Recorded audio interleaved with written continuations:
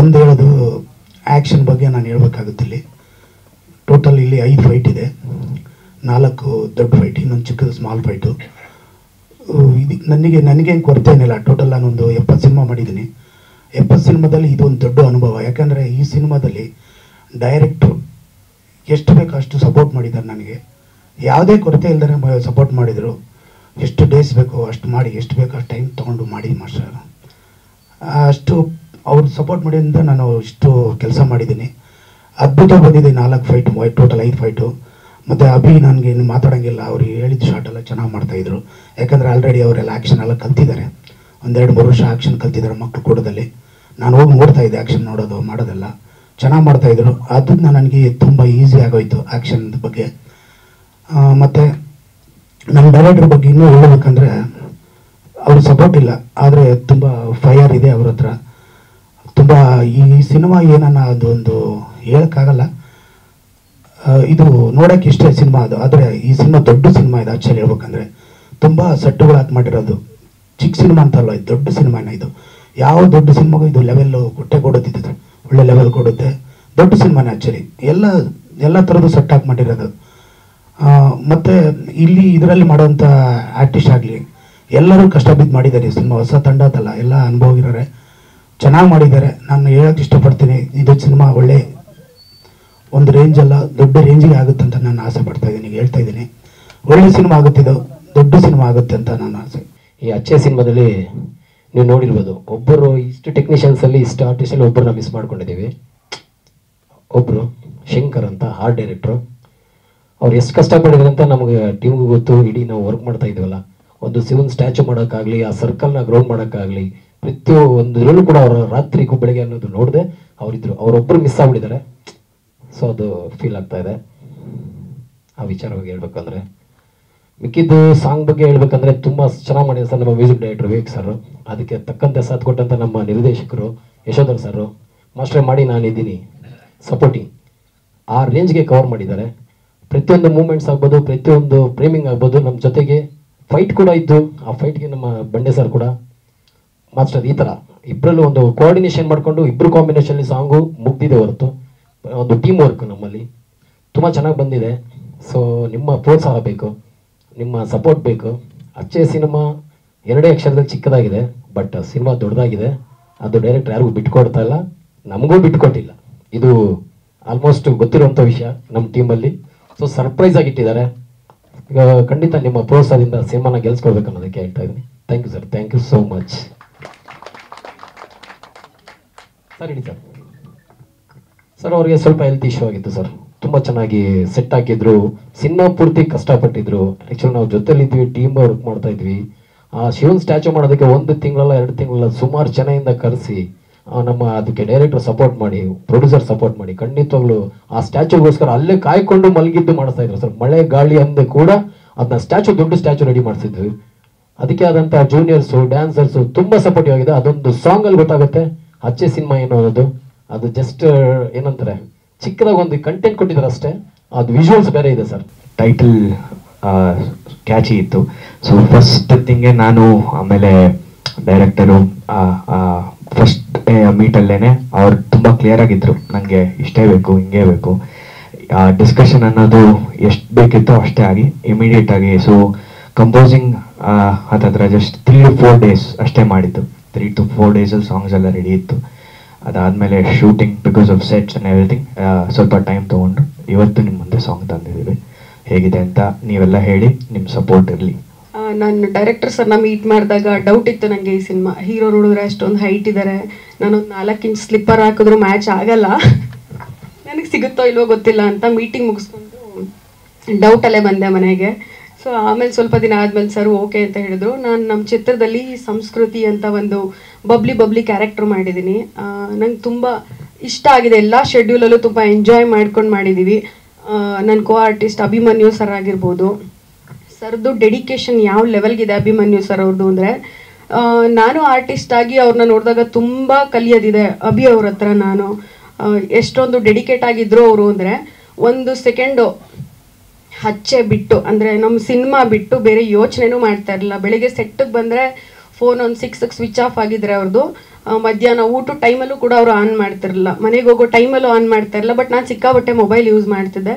ಆ ಟೈಮಲ್ಲಿ ಸರ್ ಮತ್ತು ಅಭಿಯವರು ಅದನ್ನೆಲ್ಲ ಹೇಳಿ ನನಗೆ ಕಡಿಮೆ ಮಾಡಿಸಿದ್ರು. ಮತ್ತು ಅದಾಗಿದ ತಕ್ಷಣ ನೆಕ್ಸ್ಟ್ ಡೇ ಸೆಟ್ಟಲ್ಲೇ ನಾನು ಫೋನ್ ಯೂಸ್ ಮಾಡೋದು ಬಿಟ್ಬಿಟ್ಟೆ.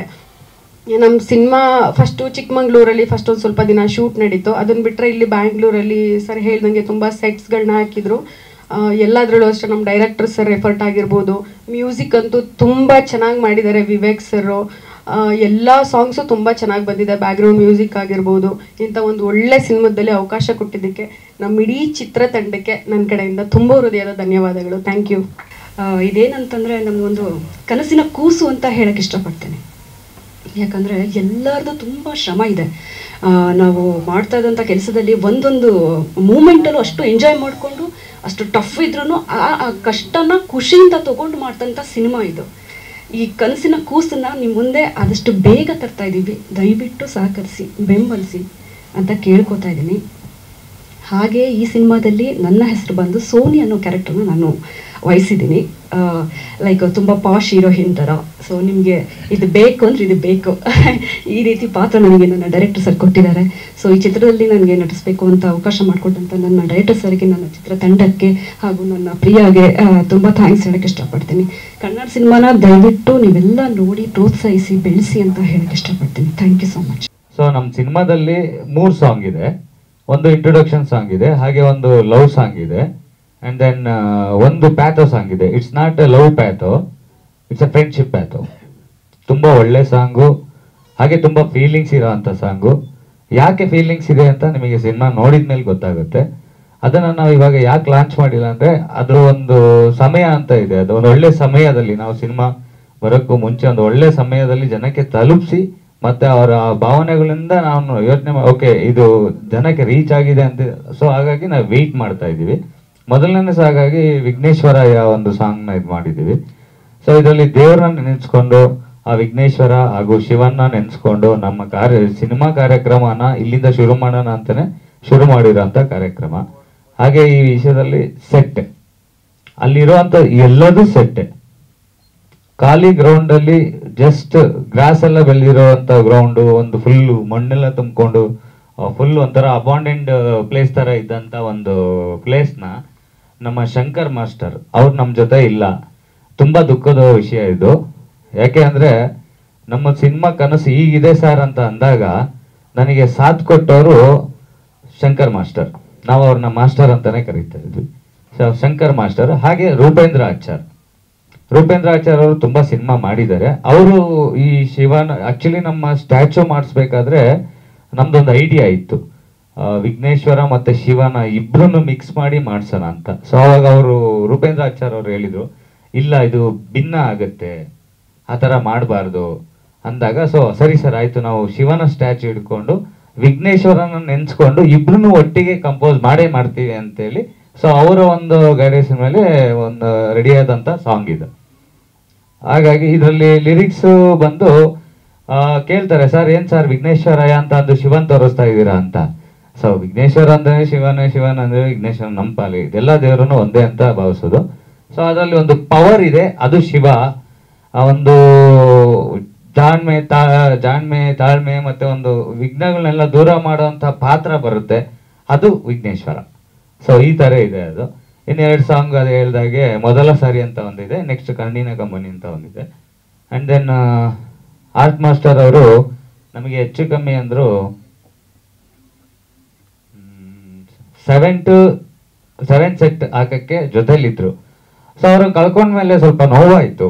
ಯಾಕೆಂದರೆ ಸಾಥ್ ಕೊಡ್ತಿದ್ದಂತಹ ವ್ಯಕ್ತಿ ಇಲ್ವಲ್ಲ, ಕನಸನ್ನ ನಾನು ಕಂಡಾಗ ಅದನ್ನ ಹೊರಗೆ ತರುವಂಥ ವ್ಯಕ್ತಿ ಇಲ್ವಲ್ಲ ಅಂತ ನಾವು ತುಂಬ ಕಾಡುತ್ತೆ. ಅದ್ರ ಜೊತೆಗೆ ನನ್ನ ಸ್ನೇಹಿತ ಹಾಗೆ ಈ ಸಿನಿಮಾದಲ್ಲಿ ಆ್ಯಕ್ಟ್ ಮಾಡಿದ್ದಾನೆ, ಅವನು ಹೀರೋ ಸ್ನೇಹಿತನಾಗೂ ಆ್ಯಕ್ಟ್ ಮಾಡಿದ್ದಾನೆ, ಮಂಜುನಾಥ್ ಅಂತ.